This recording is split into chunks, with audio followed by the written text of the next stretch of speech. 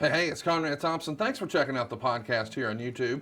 Be sure to hit the subscribe button and the notifications bell. You'll get a notice anytime we upload some new content. And when I'm not asking Bruce, hey, how big was Batista's? Well, you know. One of the things I like to do is help people save money. And if you're watching this video right now and you're in a 30-year loan, man, you're overpaying your single biggest bill and you may not even realize it. I want you to do a little experiment for me. Take your calculator out, multiply your monthly house payment by 360 payments. That's how many payments there are in a 30-year loan. That big scary number, that's your total of payments. You're looking at that number? You know you can do better. Keep more of your own money right now and go to savewithconrad.com. Or maybe you've got credit card debt. Man, it's not a matter of if I can save you money with that. Your average interest rate on a credit card is more than 20%. And by the way, all the interest you pay on those credit cards, it's not tax deductible. Whereas the mortgage interest, well, that is tax deductible. So if you owe this debt, it's up to you how to pay it back. Doesn't it make sense to get the cheapest rate possible and the greatest tax deduction possible? Find out how much money you can save right now for free at savewithconrad.com. You don't need perfect credit. Even scores in the 500s can be approved, and it's no cost out of pocket. But maybe best of all, we're licensed in more than 40 states. We can help more families than ever before. But how much can we save you? Find out right now for free with a quick quote from savewithconrad.com. Hey, it's Conrad Thompson, and you're listening to Something to Wrestle With. Out, Bruce Prichard. It's the remix, baby. Today we're talking all about the American Dream, Dusty Rhodes, and we're doing something a little different today. As expected, occasionally Bruce is going to have to miss an episode. WWE duties call, and today is no exception to that. We'll be back next week with brand new original content, but we're still going to have fun today and make this Friday fly by because we're going to go revisit our very first episode, but I'm going to chime in here and there with some breaks to tell a story or two, if you will, and give you a little peek behind the scenes. Before we get going on this Dusty Rhodes episode, I want to provide a little context for you. Bruce and I first hung out on October 17th, 2015. I only remember that because Alabama was playing Texas A&M, and Bruce was a heel and he's pulling for Texas A&M. But either way, I first met Bruce from doing the Ric Flair show. Bruce was one of the guests on the Ric Flair show, as was Eric Bischoff and Tony Schiavone and Jim Ross and Kurt Angle. It's funny how it all comes full circle. I met all these guys through doing a podcast with Rick. But either way, Bruce and I are hanging out there in October of 2015, and we started to talk a little bit about his background in television production, because of course that was a big part of what he did in WWE, not just writing storylines, but producing television. Well, I was really trying to grow the mortgage company, and we had conversations about, some campaigns and video campaigns that might be helpful for that. So fast forward, and we start working together. And then I started to pick his brain like any wrestling fan probably would. And at the end of a long day of shooting or something, I'd say, hey man, what happened when? And I'll never forget, the way he told the story of the Radicals, I was convinced this is a podcast. And it took a little bit of convincing and selling on my part. And at the time I had the Ric Flair show on Court Bauer's MLW radio. And I don't think he thought Court was maybe the big Bruce fan. Of course, we know years later, Bruce would work with MLW. So that was a non-issue. But either way, we recorded a couple of sample tracks. I wouldn't call them really sample shows because Bruce and I had talked wrestling before, but never quote unquote on the record. I wasn't sure how comfortable he would be or what he would feel like he could open up about and what he couldn't. So we weren't exactly sure what we had. So we recorded just some snippets here and there. And then we had to decide on what are we going to do our first show about? And I just knew I wanted to talk about nostalgia, which is why I used to always phrase my questions, what happened when? And of course, now we know that phrasing questions that way to Bruce, what happened when, actually became the name of the Tony Schiavone podcast. Either way, it's fun how this all comes full circle and it all works out. Our first topic, though, was something we heavily debated. I didn't want to talk about current stuff. I wanted to talk about old stuff, the stuff I was really passionate about, the stuff he was really passionate about. And we didn't want to be sort of doing what everybody else was doing and breaking down what happened on Raw this week or previewing this weekend's pay-per-view. So when we started to think about nostalgia, although I thought his story was maybe most captivating on the Radicals, I wanted to showcase some silly stuff of Bruce around the office. And again, this is in the context of being in a mortgage company. He would just jump into these impressions. And bear in mind, No one at my office knew what Jim Cornette sounded like. It didn't keep Bruce from, when someone comes in and tells a funny story, him piping up, well, goddamn. And then he would do his full Jim Cornette impression, as silly as it may be.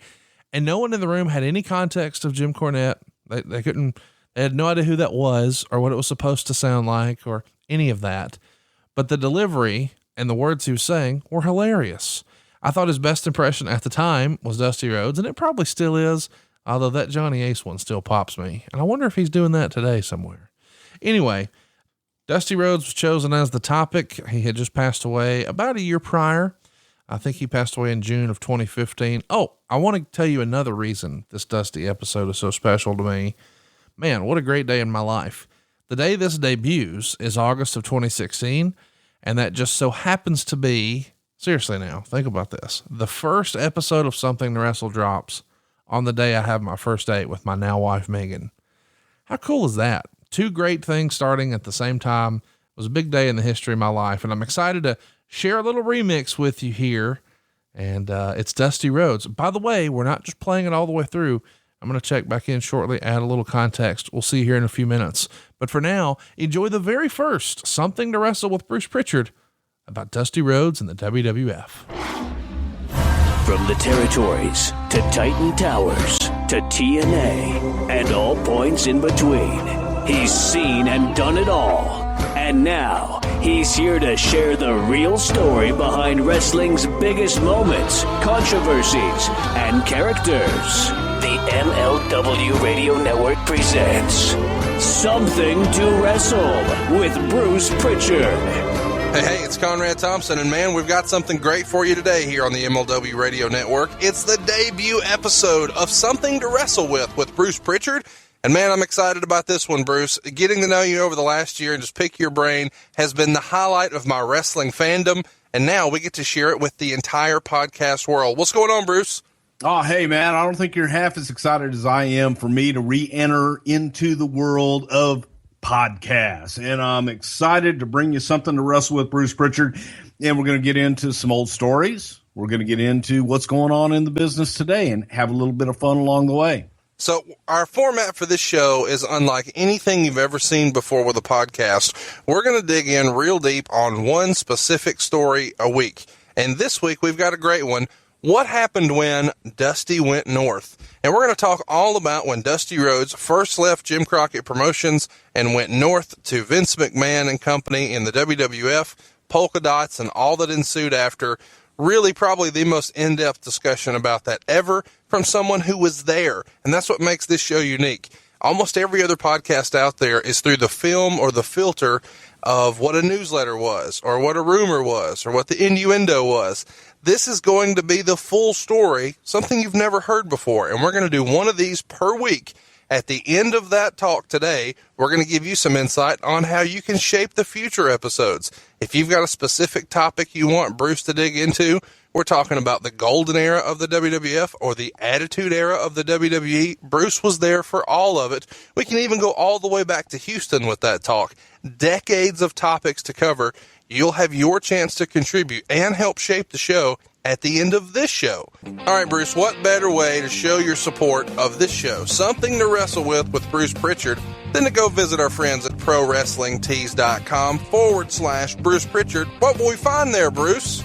Well, you're going to find my favorite t-shirts. You're going to find a Reflections t-shirt that shows all the characters I've played over the years. You got Rio Rogers, lasted all of 2 weeks. You got the Expert from the GWF days, and everyone's favorite, Brother Love, right there smack dab in the center. We also have a very fine t-shirt that in case you're going to a formal event or you just need a suit but you don't have one, it is the perfect shirt. Got to check it out. And also my favorite saying, just because I love you doesn't mean I like you. Get them all at Pro Wrestling Tees and check out everybody else's stores. And soon to come, a Something to Wrestle with shirt in the works. So go check it out right now, ProWrestlingTees.com/Bruce Prichard. And if you're familiar with the old tuxedo shirts, man, you've got to see this one he's got. 3 or 4 of my friends have already ordered those. I don't know that I've told you that, but the next time you visit the Conradison, don't be surprised if there are not people running around and it looks like an insurance salesman convention circa 1985. As long as they don't eat pickles. All right. That's a little inside there for you, but you're going to get more of that on Something to Wrestle With. And you can get more Bruce Prichard swag than you know what to do with at ProWrestlingTees.com/Bruce Prichard. And we are back now on Something to Wrestle With right here with Bruce Prichard. And I'm excited for this portion of the show. This is the main event. This is what you're really here for. It's our storytelling time, and we call this segment What Happened When. So, hey, Bruce, what happened when Dusty came to the WWF? It's 1989, I believe. Something has happened in Atlanta. Dusty's on the outs, and now Dusty's looking for a job. Somehow he winds up in New York, and everybody online, myself included, has always been led to believe this is one monumental rib. What's the story? What happened when Dusty came to New York? Well, him coming to New York was definitely not a rib. I mean, Dusty coming in, when you go way back, all right, and you talk about when Vince first started his expansion, pre-Hulk Hogan, when Vince has this idea of what he wants to do, and he wants to have this mega superstar, this mega champion, this mega draw. Before Hulk Hogan, that guy was Dusty Rhodes. And they had brought Dusty into Madison Square Garden. He worked a few garden shots, did very well, worked with Superstar, did some different things. They even brought him into the Hit Factory, which was the It recording studio in New York City, and had him cut a couple tunes and things like that. And you're saying this is Vince Jr., not Senior. Yeah, well, there is no Vince Jr. You this know what Vincent I mean. Kennedy McMahon, yes. Oh, my gosh. Okay, so... Junior. The reason... Terry Funk would say, Prichard, did Junior send you in here? I like it. I guess I should silence my phone, too, huh? No, that's Terry Funk calling right there. He's not retired. He'll never retire. So here's my question about that. In my head, Vincent Kennedy McMahon has always been a body guy. How the hell was he infatuated with Dusty back then? Well, Vince was an attraction guy, too. While he's a body guy, and he was a bodybuilder himself, he was an attraction guy. And you take a look at Dusty Rhodes and what Dusty had done in Florida, and everywhere that Dusty went, he drew money. And that's what Vince was looking for. He was looking for that guy. And in comparison to Hogan, frankly, at the time, was probably more attractive because he had been all over the country already, right, and he'd headlined all over the country. So when Dusty came up, they were going to do the whole thing, and I think at the time, Dusty's ego was maybe not quite in check so much that Dream saw himself even bigger than Vince saw him, and the deal kind of fell through. And then, of course, Rocky III happened. Hulk Hogan's on the scene, and the rest is history. So you're saying this would have been like 83? It was early, yeah, 82, 83. So at the time, Dusty's probably based out of Florida and probably helping book the territory. Am I wrong on that?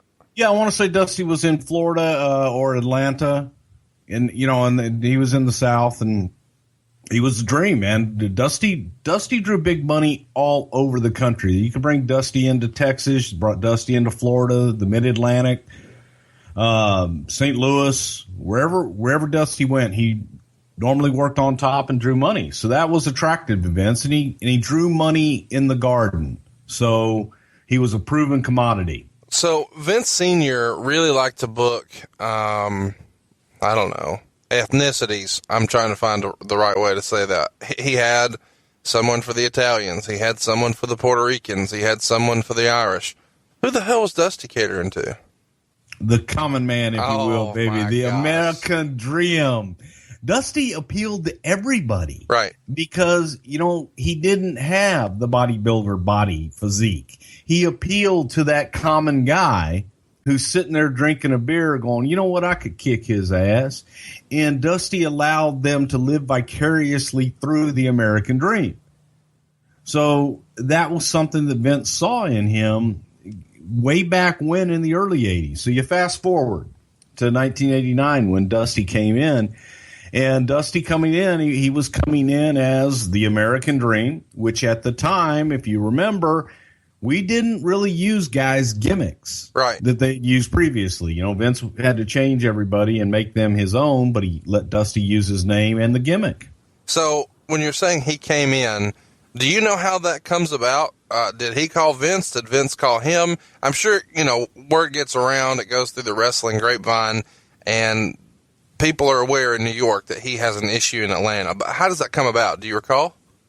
I'm pretty sure Dusty called Vince and wanted to know, is there any interest in me coming in and doing some business? And the answer was, of course, yes. Okay. Who wouldn't want him? So he came in as Dusty Rhodes, the American Dream. And again, Vince having to put his twist on things is where, the common man and being that everyday guy. And that's where we came up with the vignettes of, is the all-American, Americana pizza man, and Americana plumbing, and let me wash that windshield for you, and Americana butcher, and all those different vignettes that we did with him at the time to just make him that common man that everybody could relate to. So I assume he comes to Stamford, comes to the office, comes to the tower. You guys sit down, and Vince says, okay, I want to make you a plumber. Is that the pitch? No, not really. Actually, he sent me down to Tampa to meet with Dusty along with Bobby Heenan and explain the whole idea. And Vince had talked to Dusty ahead of time and kind of explained the idea in grandiose terms. Right. But when Bobby and I went down to meet with Dusty, we met him in the old Florida Championship Wrestling offices. Oh, wow. And we went in. I explained to him the vignettes that we had and what we were going to shoot over the next couple days. We did the pizza one, we did the plumber man, and I think we did a total of 3 in Tampa, and then we did the rest of them up in Connecticut. But we laid it out, and it was an interesting meeting. Let me put it that way. It was Dream was kind of looking at us like he used to do, kind of out of the side of his eyeball, if you will. And I think Dusty might have thought it was a rib. Can we run a timeout right now and just talk about how crazy it must have been to sit across from a guy who holds himself in such high regard? And you do too. You grew up being a super fan. I know sometimes, some of our listeners, myself included, was first introduced to Dusty Rhodes. He was rocking the Polka Dots. That's who I knew. I never got to see Dusty Rhodes in his prime as the NWA World Champion, selling out Madison Square Garden. I didn't get to see any of that stuff. I never saw the Hard Times promo as a kid. Now, of course, later as a tape trader, as I grew up, that was different. But I'm saying my first impression of Dusty, when I see him on TV as a kid, it's the Polka Dot WWF version. And I can't imagine sitting down to that guy, a guy who Ric Flair used to look up to and wanted to pattern his career after. And now you're going to tell him, yeah, we're going to have you working at a taco shop, and you're going to be a plumber, and you're going to work a pizza shop, and you're going to be a garbage man. And it's all coming when Bruce Prichard is in the room. Like, can you imagine what Dusty must have thought? I mean, at the time, how old could Bruce have been? Mid to late 20s. It's pretty unbelievable. And it's fun to go back and hear those first impressions. I think the first one he did there was Terry Funk. You get to hear that Dusty impression. And it does make me wonder, just as a hypothetical, I'm big on what ifs. What if Rocky 3 didn't happen and Hogan didn't leave? Would Vince have maybe gone with Dusty instead? We've sort of freestyled that with Bruce in the past. What could that have looked like? Maybe that first WrestleMania when he wants to go into national expansion. Would he have tried to lure away Dusty because Dusty had been a proven draw and had all this charisma? And you can see in the old promos that Vince, quote unquote, Jr. had a soft spot for Dusty. But man, Dusty and Mr. T, can you imagine? You also hear we've got our first T-shirt commercial. We just had 3 shirts at the time. Of course, later we'd become T-shirt whores, and anything we said on the show could be turned into a shirt. And even to this day, we're still getting suggestions for stuff we say on the show. Hey, can that be a shirt? When can that be a shirt? But yeah, it's fun to go back and hear Something to Wrestle in the context of it being our very first episode. Let's get going. Let's get back to the show. It's Dusty Rhodes and the WWF. So what you're saying is Dusty didn't really trust that this was on the up and up, or he thought maybe you guys were going to bury him, or he just wasn't trusting of the situation. Is that fair to say? I think he might have thought that we were yanking his chain a little bit there. Now, and so lo and behold, Vince comes down the next day to shoot the vignettes with us, and Vince and Dusty had a heart-to-heart talk, walking around Bobby Heenan's neighborhood, and decision was made. This is what we're going to do, and let's go have some fun with it. And we shot the vignettes. We shot the plumber first, and then we shot the pizza man, and like I said, I think we shot one other one down there that I don't really remember. But those, again, to talk about, oh, we did it as a rib. We never looked at anything as, hey, let's do this as a rib. Won't this be a great joke? And let's spend all of this money and invest all of this time and energy on a television product because it's a rib. No, we really looked at it as we think this is going to draw. Okay. Now, for those of you paying attention at home, at this time, there is a character on WWF TV named the $1 Million Man. And what is the $1 Million Man's servant named? Virgil. And you're going to tell me that he had no reason to believe that anything you're saying was a rib?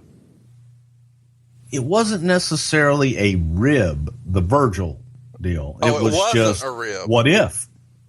Oh my gosh! Listen to you spin. It's a name. It's a name that came up. It's a name that fit, and it worked at the time. And at the time, Dusty was in charge of Crockett in the NWA in the Mid-Atlantic territory.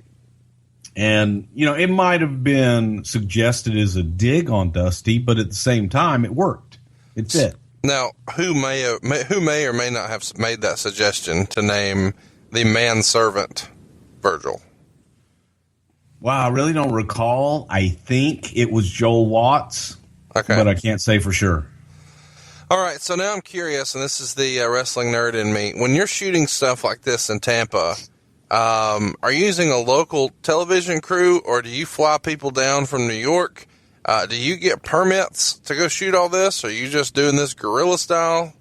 How are these type of old school vignettes done? Because I think any classic WWF, memory has to include the way these characters were introduced through that series of vignettes. How did that come about?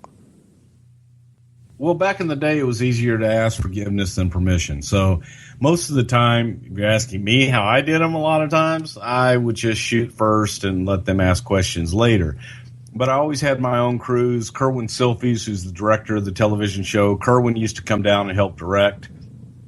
But it was all of our own people. It was our own crew and guys that we worked with every week. So when you and Bobby go down to have this conversation, is the crew already there, or do you fly them down the next day, or what's the plan for that? Like when he says, "Okay, let's do it, baby," or "That's a terrible Dusty." Well, the crew had come in that day or that evening to shoot the next day. So it wasn't a question of is he going to go for it. It's a matter of this is what we're doing. We're not here to really sell it. Yeah, no, this is what we're doing. We were there to shoot vignettes. We were there to get this thing kicked off. So when you're meeting with him, is there anybody else in the meeting, or is it just Bobby, Bruce, and Dusty?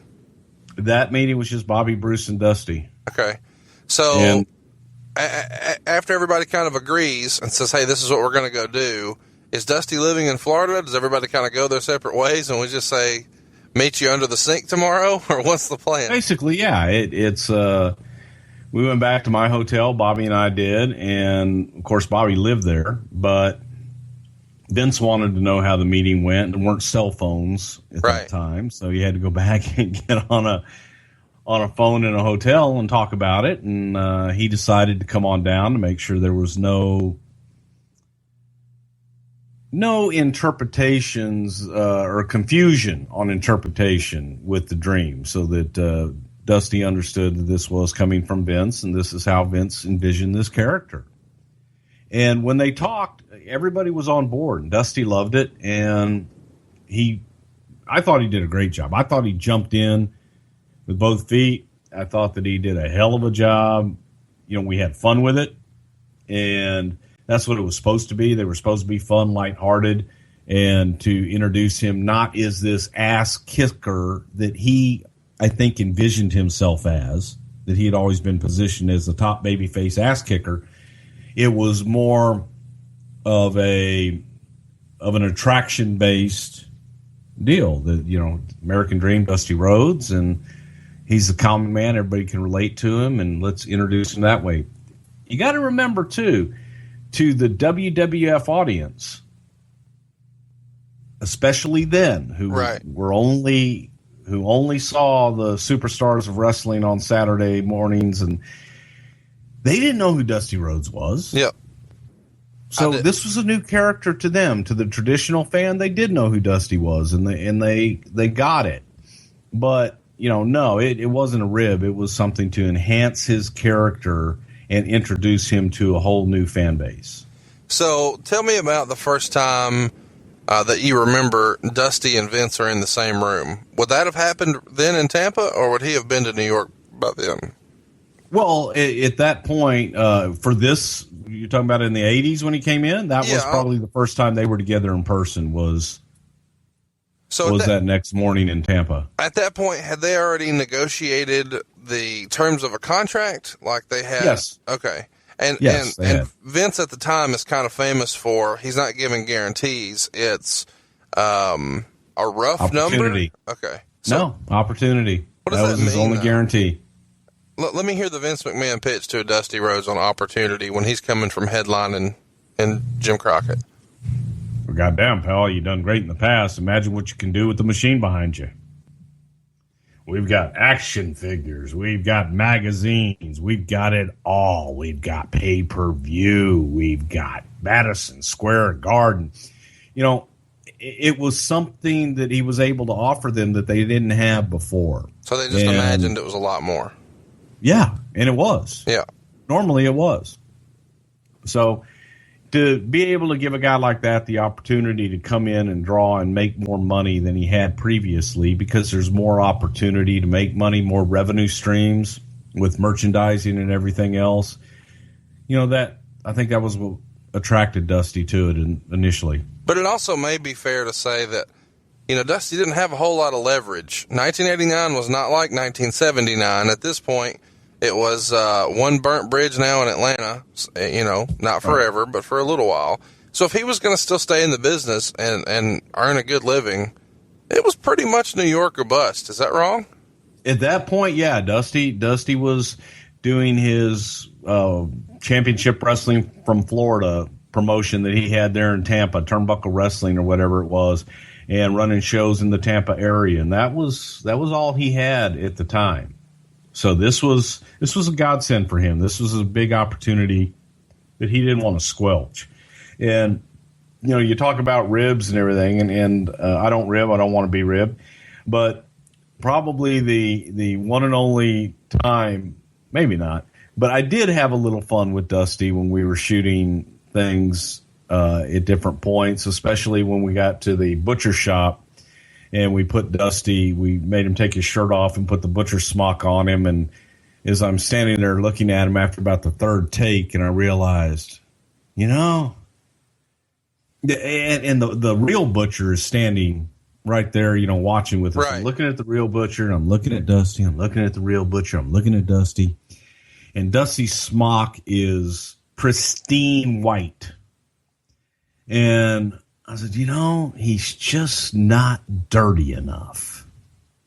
And they have in the back in butcher shops, they would have like meat, and the juice and the blood would congeal and collect in the bottom of these trays and things like that. And so I might have taken a tray of bloody meat blood and dirtied him up a little bit to look like an actual real Americana butcher, if you will. And had a little fun with that, and kind of got it all over his puppies and just all over him to make him look like he'd actually been back there working in a meat counter, baby, cutting some meat and having a little butcher time.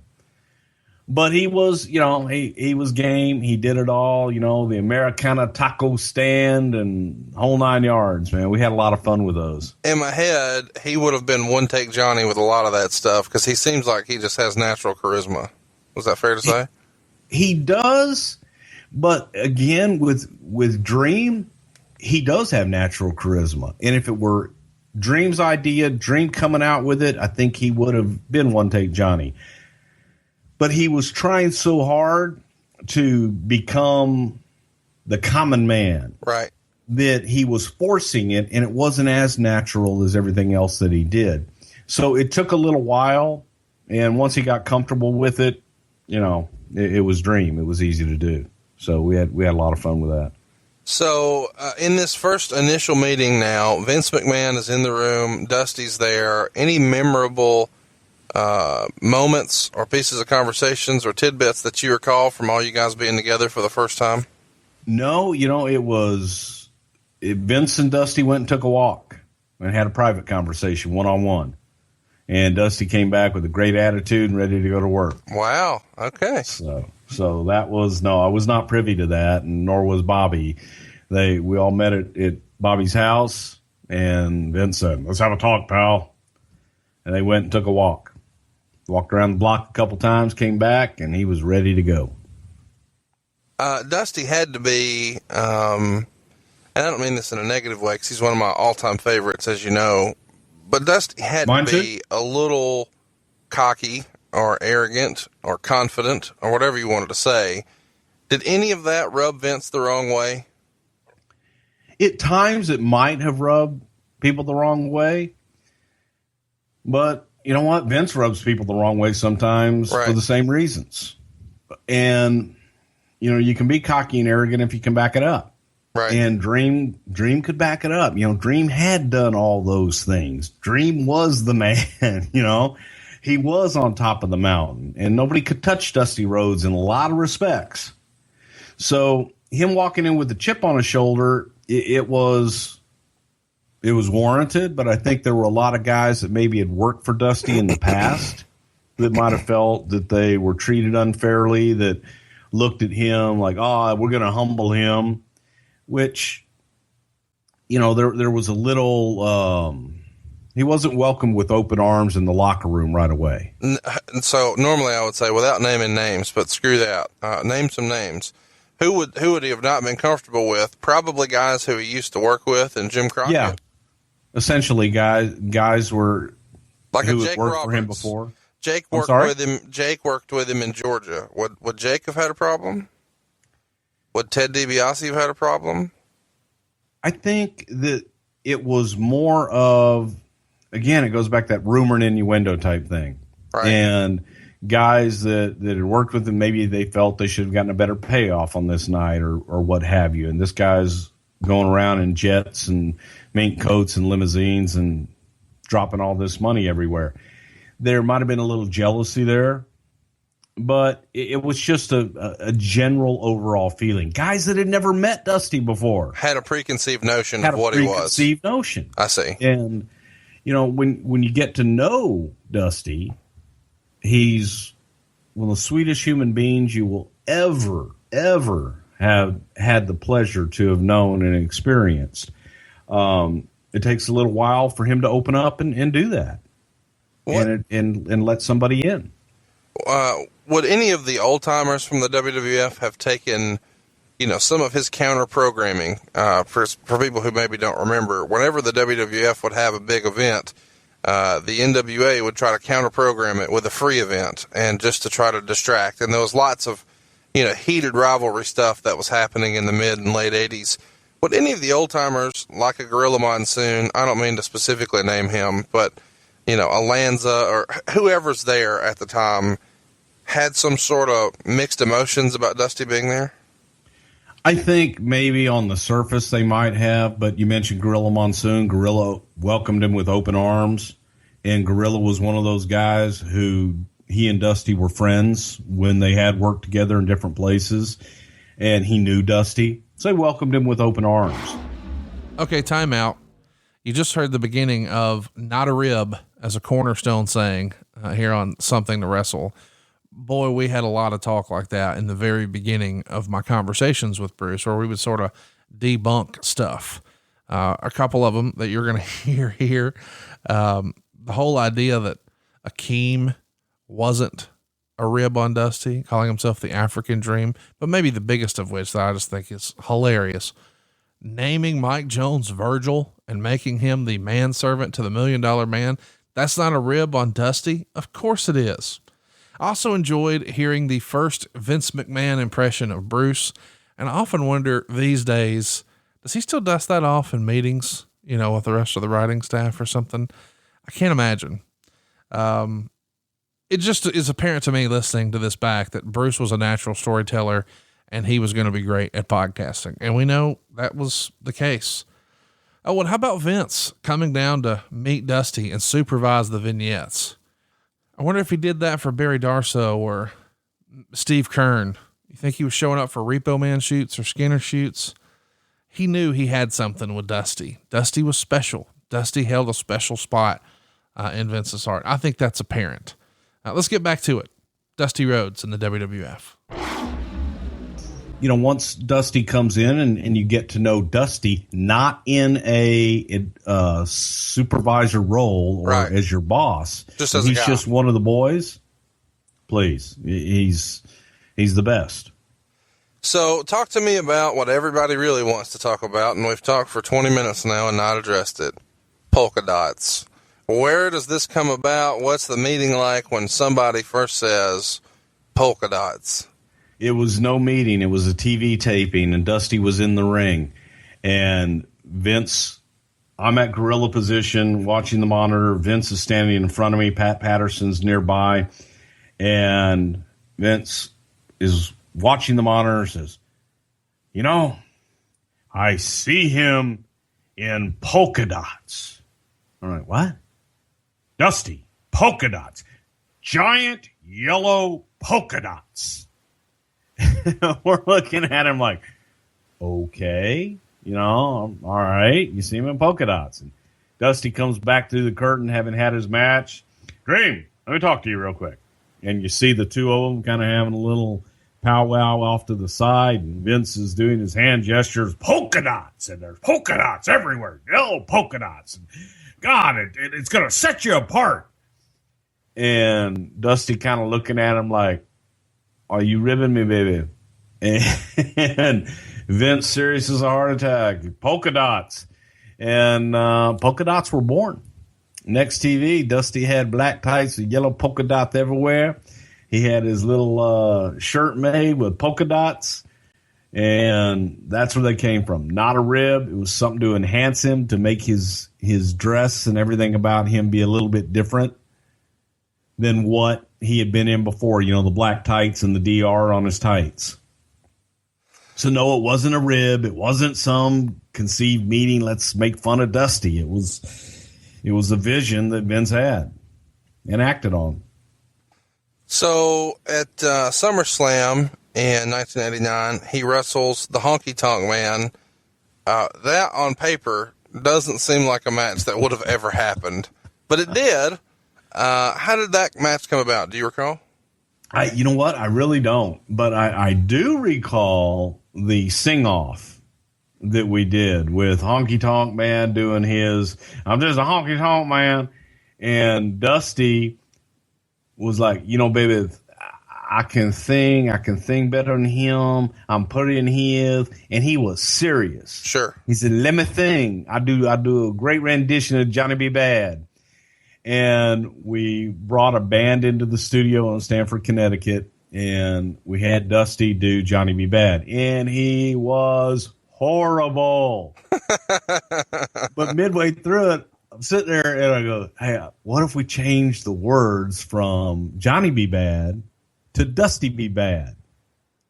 And that kind of threw him off a little bit, but that's what we went with, you know, with Dusty doing Dusty B. Bad in the studio, and it was absolutely hilarious. And I would have to say that was the only time that Honky Tonk Man sounded better than anybody singing.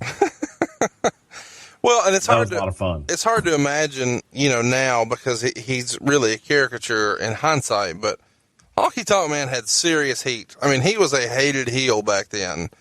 So that was a make sense program. He had heat not only in the audience, he had heat in the locker room. Everywhere he went, he had heat. Now, Honky Tonk Man, he was a great heel. He was just so easy to work with, and he loved the heat, which a great heel does. So let's look at his other big matches when he's there. We roll on to WrestleMania, his very first WrestleMania, and of course, Dusty's credited with creating Starrcade, which was the NWA's premiere show, and now he's finally out of WrestleMania. It's WrestleMania 6. It's in Toronto. And he is wrestling the Macho King. How does that come about? This is another match where you just seemingly what is going on? Here's a WWF guy, and now here's really a guy we all identify as an NWA guy. And maybe, a year or two earlier, this would have been a dream match because both of those guys were near the top of their game. And now, one's in polka dots and one's wearing a crown. What happened? It was what you just said. It was two of the top stars in the game.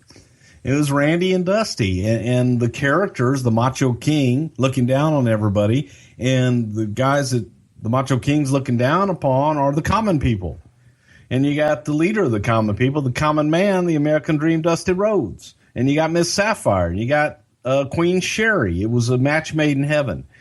And it was, I'll tell you a great story, because I had been out with them during the summer, and it was a mixed tag team match with the Macho King and Queen Sherry against Dusty and Sapphire. In Dusty and Sapphire's corner was Miss Elizabeth. In Savage's corner was Brother Love. Oh, wow.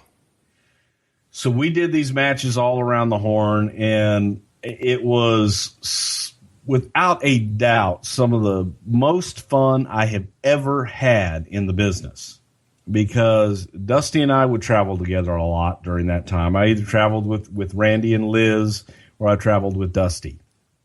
And, oh, my God, we just had a blast together, just up and down the roads and having a lot of fun. But when we first started this match, we laid out the match. Randy liked to lay things out. We laid out the match, and Dusty dictated a lot of it, if you will. And the match, in short, kind of consisted of myself, Randy, and Sherry running into Dusty's elbow. Dream didn't move. The elbow just stayed up in position, and our heads found it. I see. And I am having an absolute blast every night. Just working with Dusty, having fun, working with Randy and Sherry and everybody. I mean, we are having a blast. And we're kind of doing the same thing every night, and we're doing this for about 2, 3, 4 weeks, maybe 3 weeks. And we finally get to Hamilton, Ontario. And we got a double shot. So we're doing a show in the afternoon and another show that night in Toronto. Well, Pat Patterson is the agent for both shows. And Pat has not yet seen our match. He says, "What have you guys been doing?" He says, "Well, we'll show you tonight." So we go out, or during the day, the first show. So we go out and we have the match, and we come back. And we're like, "What'd you think?" And he says, "How are you guys getting to Toronto?" I said, "Well, we're going to ride with somebody." He says, "Ride with me." So this is Pat Patterson telling Randy and myself and Liz to ride with him. Right. So we get in the car. He had a limousine, and we get in the car. And on the way there, Pat tells us it was one of the worst matches he had ever seen in his life. He says, "I hated it. Oh, my God, Randy, you're a WWF champion, and you're out there and you're bumping all over for him, and you're not getting anything in, and he makes you look like a piece of garbage."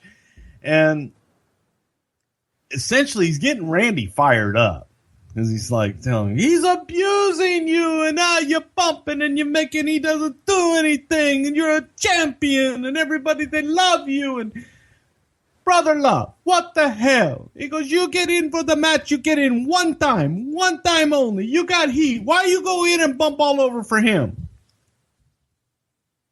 We think about it, and Pat's telling us everything that's wrong with the match that we laid out that we loved. Right.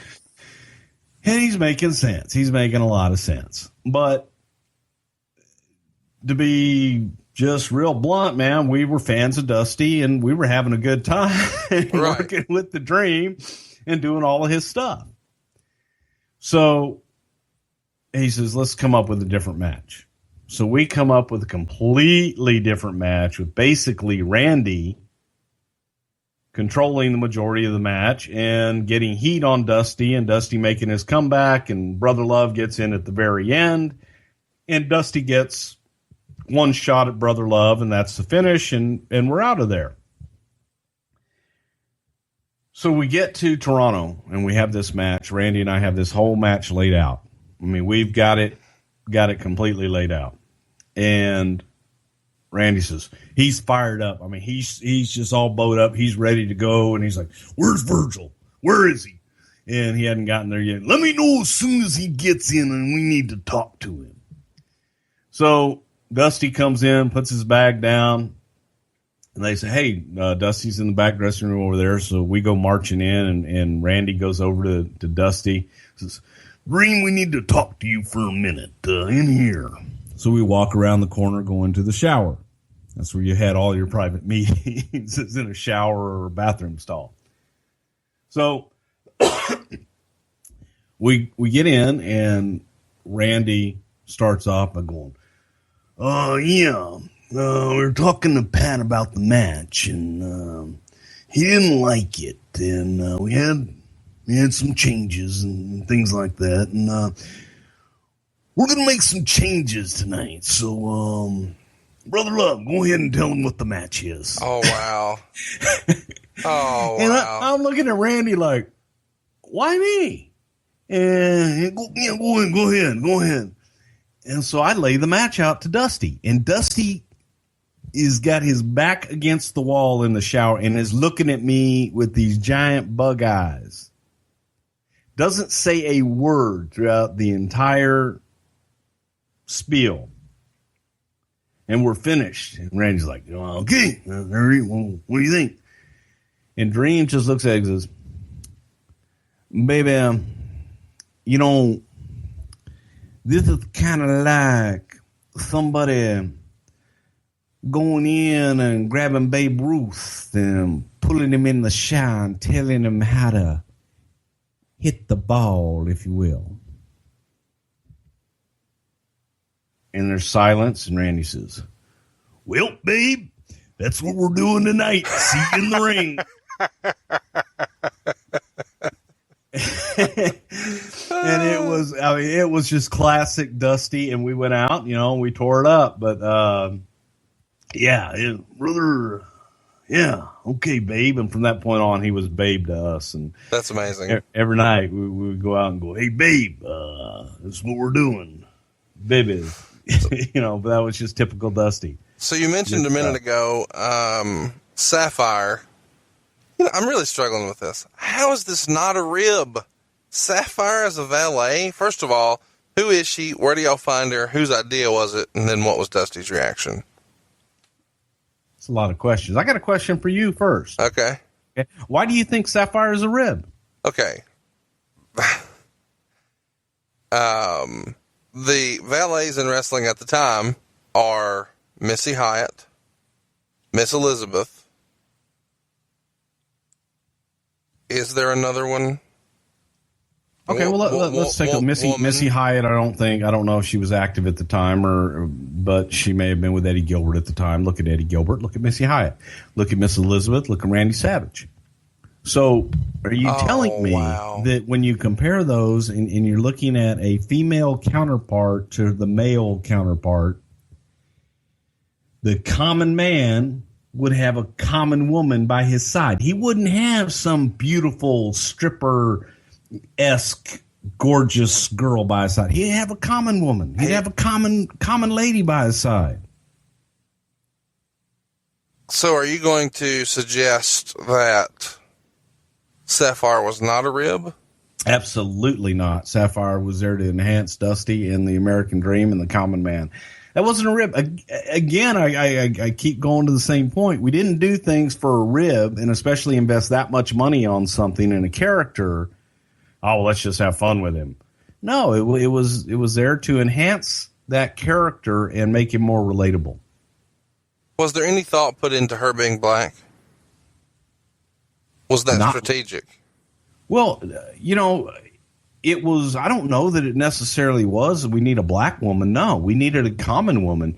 And Juanita, who was Sapphire, was a former lady wrestler from Kansas City that had, she had wrestled around the circuit as Princess something or other. But Terry Garvin knew of a woman, and when we started talking about we need a a common woman, and he says, I've got just the person, you know, and it would help if she had taken bumps before and different things like that. But we didn't want a striking beauty, if you will, not to say that Sapphire wasn't beautiful in her own way, but we were looking for just a common woman, and she fit that bill. Who suggested her? Who suggested the character Sapphire? Sapphire specifically. Who said, hey, I know a lady? That was Terry Garvin. Okay. Who came up with her, yeah. Who found her. Who in the meeting said, we need a common woman? That was Vince. Okay. Yeah. All right, so now here's the big one. What did Dusty think about working with her? I don't know that Dream was necessarily thrilled with working with Sapphire. I don't think that he felt he needed any enhancement. So I think Dusty kind of looked at her as a handicap versus an enhancement. Come on, man. Let's run a timeout and talk about how full of shit Bruce is for a minute. Polka Dots. And don't get me wrong, I know you guys occasionally tag me in old pictures of Dusty, and some magazine or program or something had him wearing a polka dot head bandana.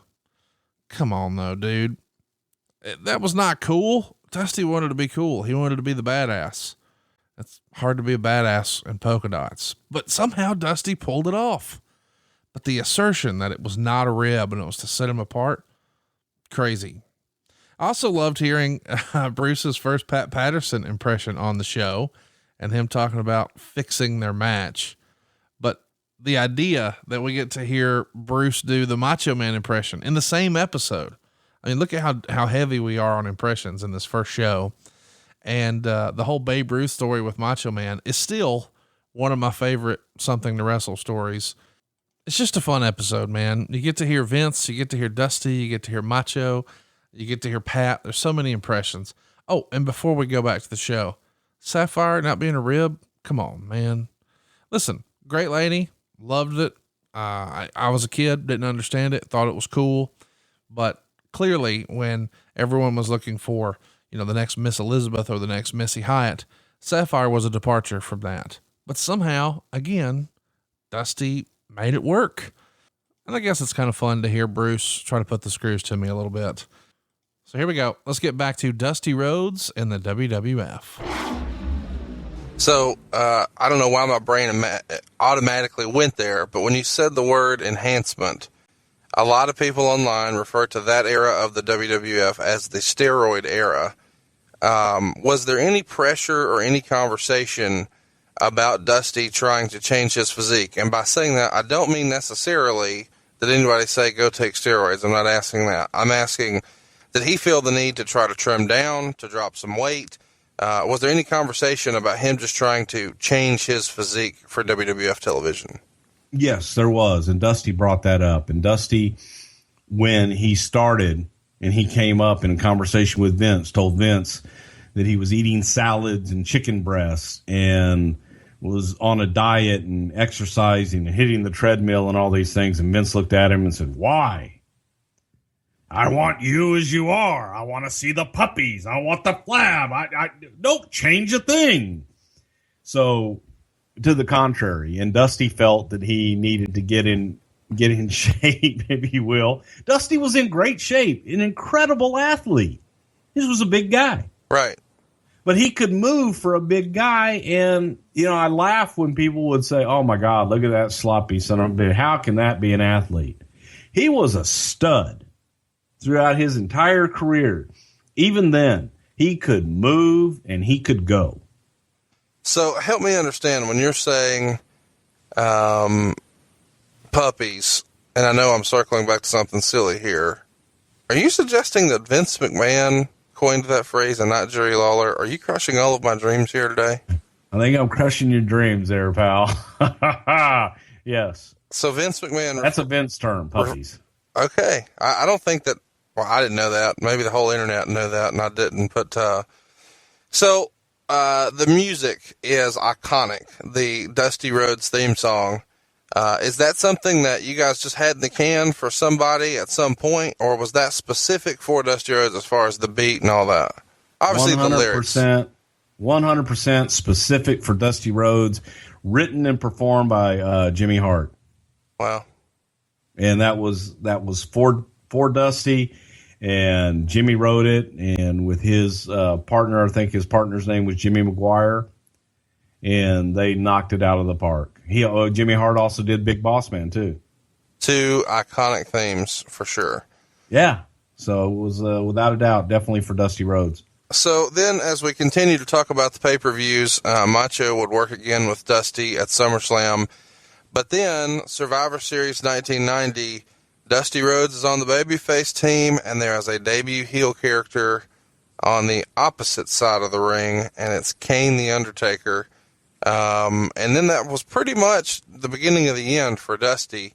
Kind of tell us your memories about, Mean Mark Callis then debuting at that Survivor Series and Dusty's involvement in that match, because they would have certainly crossed paths in the past. Did anybody have any sort of issue with putting over this new guy so strong? And then kind of what was the exodus for Dusty from the WWF? I remember that obviously. But there was no problem at all with making sure that everybody in that match, that match was designed to get The Undertaker over in a huge debut and to make him look like a killer in there. And Dusty was a big part of that.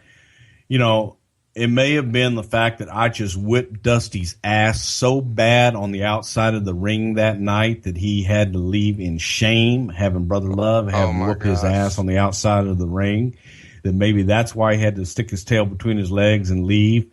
But no, actually, what Dusty left, Dusty had an opportunity to go back to Atlanta in a booking position. And he went to Vince and says, hey, they got a shake up down here, and I've been offered my old job back. And Vince wouldn't stand in his way. Now, here's my question. We started this conversation, and I do want to circle back to Dustin for a minute, but I want to follow up on that thought right there, because we started this conversation by talking about, Vince didn't really make guarantees on contracts, and we just talked through what the Vince pitch was, and it was kind of understood that most guys would believe they would make more money, and you said in most cases they do. So if this is for more money and he's making more money right now, why the hell would he want to go back to his old job? Power and the lure of more money there.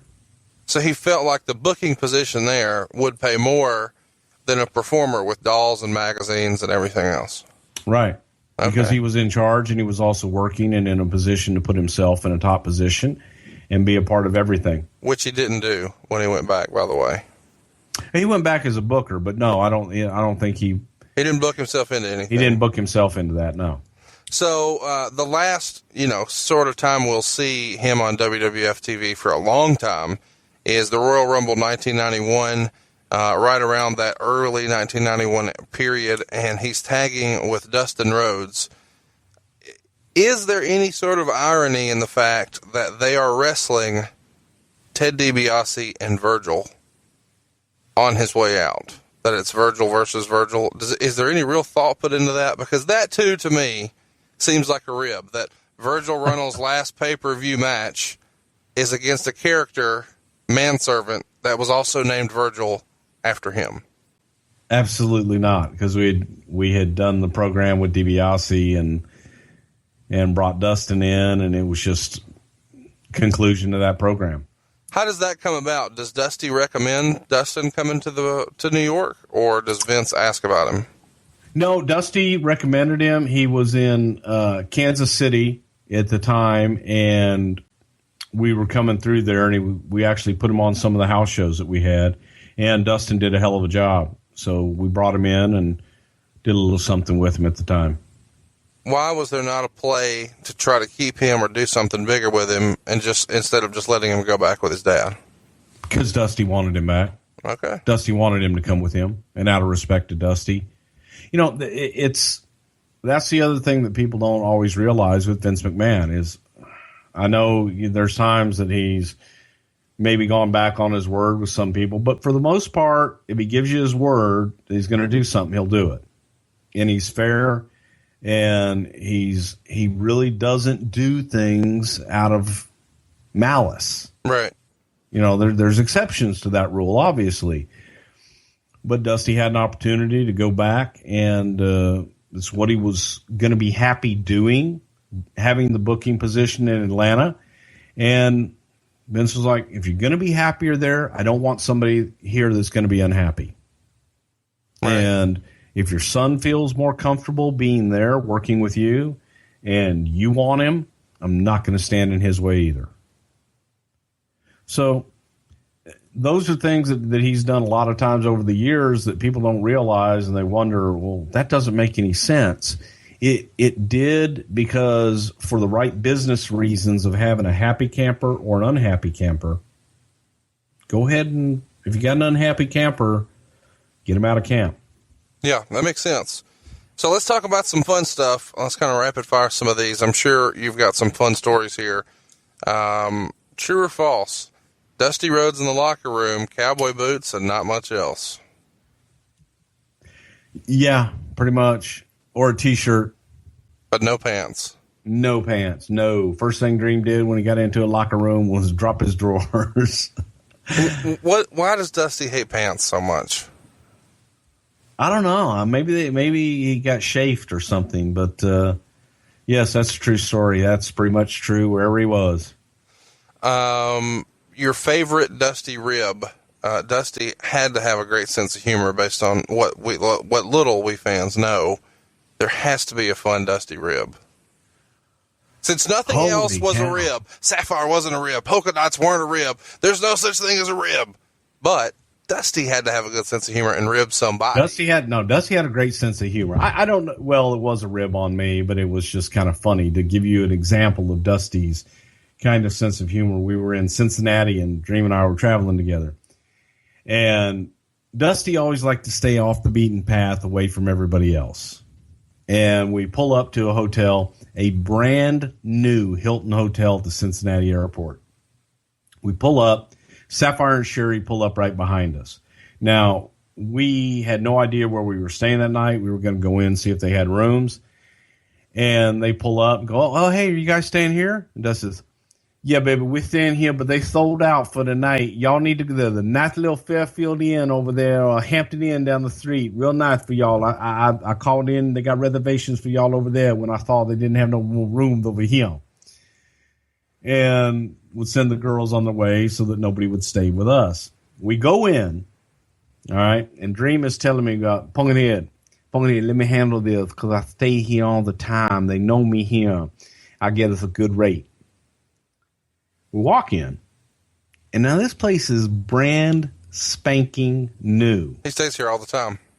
He stays there all the time. I get a good rate. Let me handle everything. And we walk in, and the girl says, oh, hey, welcome. We're so happy to have you. This is our first weekend open. And I'm looking at Dream like, stay here all the time, right? I mean, they just built this place. They just opened it a week ago. So we go in, and Dream and I had made plans to go to a movie that afternoon before the show. So we go in, and we go to our separate rooms, and I throw my bags in my room, and I go to Dusty's room, and I knock on the door and walk in, and he's there. No pants. No pants. He just has his T-shirt on, sitting on the bed, and he turns the TV on, and on the TV it says, the Cincinnati Airport Hilton welcomes Dusty Rhodes on the TV screen. And he looks, I'm looking at that, and I'm like, what the hell? He goes, oh man, he goes, they do that all the time. He goes, I always tell them, they don't need to do that to let everybody know I'm here and all that. I don't like it when they do that. So I'm like, yeah, okay. So I don't even think about it. I'm just thinking it's odd that you turn on the TV and sure. Hilton is welcoming Dusty Rhodes. Now, you got to go back in time to 1989 when technology wasn't as sophisticated as it is now. It's a big deal back then. Yeah. So he decides that he's too tired to go to a movie and he's just going to hang out in the room. So I go back to my room, turn the TV on, and the Cincinnati Airport Hilton welcomes Bruce Prichard. So now I get it. Okay. You know, you check in your room, they program your name, they welcome you on the screen. So I call him, go, hey, you asshole. I said, that's something they do for everybody. He goes, no, Pumpkinhead, what it was is I saw your face when you looked at the TV and thought they had only recognized me. And I called down to the front desk and said, hey, can y'all put Bruce Prichard's name up there on the TV so he don't feel bad? I love him. That's the kind of sense of humor he had. And that's, you know, the way that he was. And you could call BS on all of it, and he would look you right in the face and go, no, Pumpkinhead, I did that for you, baby. I didn't want you to feel bad. All right, time out. I got to tell you, I'm still not sold on the idea that Vince McMahon created the term puppies. I just want to believe that's Jerry Lawler's word. Don't you? Like, it feels like it's Jerry's word. But it is kind of funny to hear him talk as Vince McMahon talking about the puppies. And I thought it was cool that we briefly got to talk about Dustin coming in. Where are you at on the whole tag situation? Dusty and Dustin on one side, DiBiase and Virgil on the other. Don't you think that's just rubbing your nose in a rib? I mean, Bruce doesn't think so, but it feels like it to me. I don't know. I got to think occasionally they book stuff just to make themselves laugh. But I do wonder if this show has occasionally changed the perception of Vince McMahon.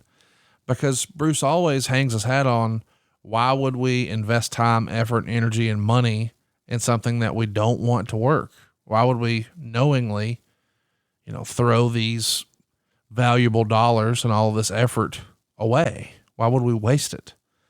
And that kind of makes sense to me. And we hear that pretty consistently, even from Jim Ross, where, we all have our initial knee-jerk reaction to some of those decisions, but don't we all sort of come back to Bruce's thinking of, well, I guess if it was my money, I don't know that I'd waste it on that. And that's certainly what JR says. What do you think, though? Do you think that Vince would just knowingly throw away valuable time, effort, energy, and money just for a cheap laugh? I don't know. And I think that maybe we've changed some people's mind about that with Something to Wrestle. Something that I haven't changed my mind about, though, is this hotel rib on Bruce, where he says that his name is on there because they did something special for him. And of course it's on Bruce's as well. Bruce's ability to tell stories just shines through in a major way on this first podcast. So you mentioned a minute ago that you guys rode together. You've got to have a good Dusty Rhodes story. Well, when Dusty first came in and nobody wanted to ride with him, we did a tour through the Northeast, and Dream and I rode together in my little tiny Honda Prelude. And for those of you who don't know what a Honda Prelude is, it's basically a little 2-seater sports car made by Honda. Small. And Dusty and I picked him up, and we made the Northeast run and so on and so forth. And along this run, it was Dusty's first house show run with the WWF at the time. And I'm telling Dream things like, Dusty, being on our TV, you're going to have more notoriety than you ever dreamed of, pun intended. Right. And he would look at me and just be like incredulous. Pumpkinhead, I am the second most recognizable athlete in the world. Second only to Muhammad Ali. And I just kind of look at him like going, well, you know what? I'm willing to bet worldwide Hulk Hogan's maybe a little more recognizable than you. And there's probably a few others. And so I knew I from the very first response that he was the second most recognizable athlete in the entire world, second only to Muhammad Ali. I knew that bothered him a little bit. Right. That I would question his notoriety. Sure. So I kind of needled him on the whole trip and everything. I said, you got to understand, Dream, you're going out here tonight. They're not going to know who you are. But once you get on our TV and you get that exposure, the audiences are going to get to know you, and you'll start getting responses again. But don't expect it at first because they don't know who you are, really. Pumpkinhead, I'm the second most recognizable athlete in the entire world, second only to Muhammad Ali. Now, if you can imagine 4 days in a Honda Prelude of listening to the second most recognizable athlete in the entire world today, second only to Muhammad Ali. I'm like, okay, man, I get it. You know, you're second most recognizable athlete, so on and so forth. So we end up the tour in Hershey, Pennsylvania, and we're coming back, and he's staying in Manhattan, and I lived in Connecticut. So I got to drop him off, and then I'm heading home. So it'd been a long 4 days with Virgil and Pumpkinhead in this tiny little Prelude. And on the way back, I like to drive fast, and I was a little heavy on the little gas there at the time, going through New Jersey on the Jersey Turnpike or whatever it was. And all of a sudden, I see these nice red, white, and blue lights shining behind me. Womp, womp, womp. Yes, and some of the fine state troopers from the great state of New Jersey were requesting that I pull my car over. And as I'm doing this, I share with Dusty that there might have been a substance in the trunk of my car that wasn't altogether universally legal at the time. In today's day and age, the substance I had is legal in several states and prescribed by doctors. But at that time, it was kind of frowned upon. So it was heroin. Never did heroin. So anyway, but I did inhale. So as we, so I'm like going, okay, be cool, man. Because in Texas, if you go over, like, I think it's 96 or whatever the speed limit is, man, they just take you straight into jail. Right. And I know I was going over 100. So we pull over. Now roll the windows down, and this can go one of two ways. Because you're either going to get nice cop or you're going to get asshole cop. Well, the police approached my car, one on each side. I rolled both windows down, and the guy comes over, asks for license and registration. I give it all to him, and he asks me a question. He says, do you have any idea how fast you were going? Before anything can come out of my mouth, Dream pipes up with, officer, last time I looked over there, he was doing at least 88 miles an hour. I told him to slow down. Wow. All right. Thanks a lot, buddy. And the cop shines the light in both of our faces and asks that dreaded question. Oh, no, actually, I take it back. He didn't ask the question yet. So he takes my little thing. He walks back to his car. And they sit back there, what seems like forever. The police in the car, they're running my license, doing all this stuff. And I'm praying that they're going to give me a ticket and be on my merry way. Don't open the trunk. Don't ask me to get out. Don't open the trunk. Nothing. Because Dream was, had a few beers on the other side of the car as well. So cop comes back, both sides, windows down. Shines the light in the car again. And he says, are you guys wrestlers? So here's where the decision comes. Right. Do you say yes, and hopefully the guy's a fan and going to give you a break? Or do you say yes and he's not a fan and he hates wrestlers and he just messes with you? Or you say no and you just go on your merry way? Now, I'm completely out of makeup. I've got really long hair. My hair's dry and it's all down, and I don't look anything like that guy on TV, Brother Love. And I answered the question, yes, sir, we are. Hoping that the guy sitting next to me might help me get out of this. Because he is the second most recognizable athlete in the world, second only to Muhammad Ali. And the cop looks at us, and he's shining the light right in our face. He says, man, can I ask you a question? He goes, are you Brother Love? And again, do I answer this? Yes, do I answer? Because again, I'm an asshole. People hate me. And I go, well, yes, sir. I knew it. Oh, my God, my captain is the biggest fan. Could I get an autograph? Of course you can. So now I know I got a fan. I do the autograph. I go to pass it over to Dusty. And the guy shines the light over on Dusty and he looks at him and goes, are you a wrestler too?